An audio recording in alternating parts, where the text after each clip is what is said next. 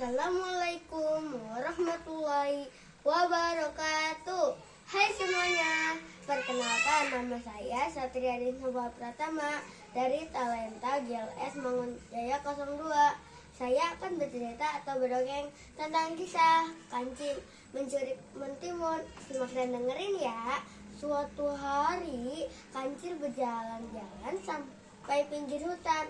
Tanpa ia sadari masuk ke ladang manusia. Di ladang tersebut terdapat banyak sekali mentimun. Kebetulan nih perutku lapar, kata kancil sambil menelan ludah. Tanpa berdosa, kancil pun menyantap seluruh mentimun Pak Tani. Enak sekali, kata kancil sambil mengelus perutnya yang sudah kekenyangan itu. Kalau setiap hari seperti ini pasti seru, puas menyantap makanan kesukaannya. Kancil pun pergi meninggalkan ladang Pak Tani.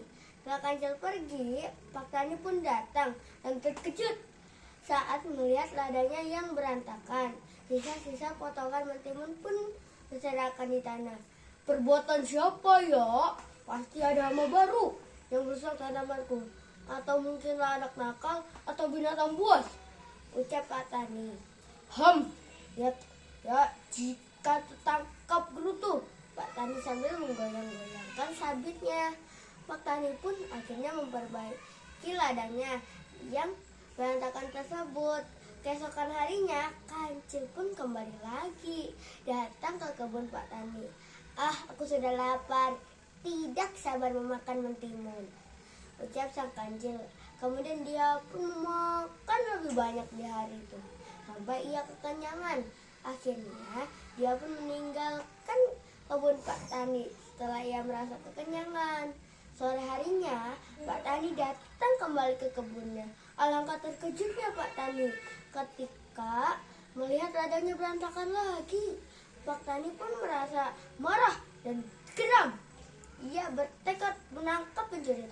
Aku harus membuat jebakan untuk menangkapnya, ucap Pak Tani. Pak Tani pun segera meninggalkan ladangnya. Sampai di rumah, dia pun membuat orang-orang sawah yang sangat besar. Kemudian menyusun jebakan, yaitu getah nangka yang sangat lengket di orang-orang sawah itu.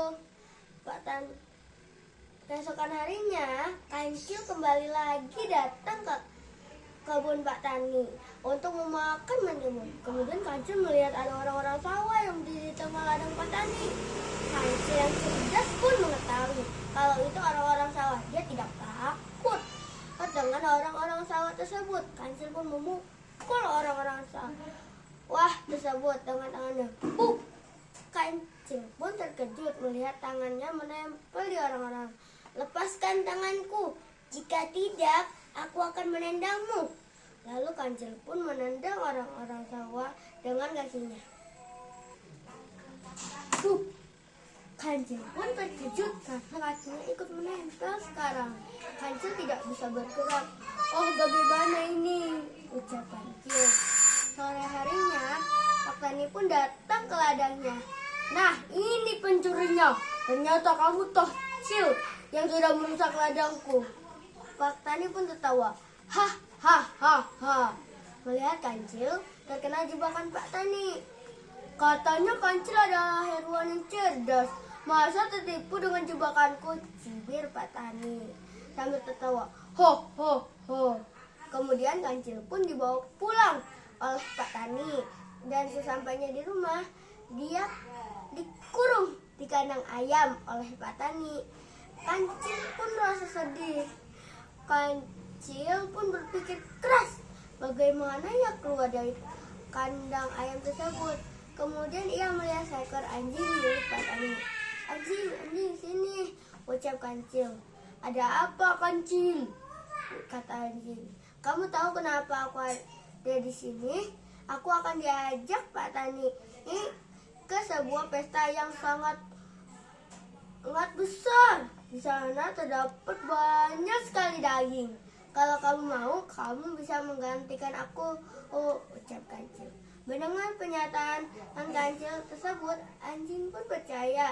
Akhirnya dia pun menggantikan tempat si kancil di dalam kandang tersebut. Kancil pun cepat-cepat keluar dari kandang ayam.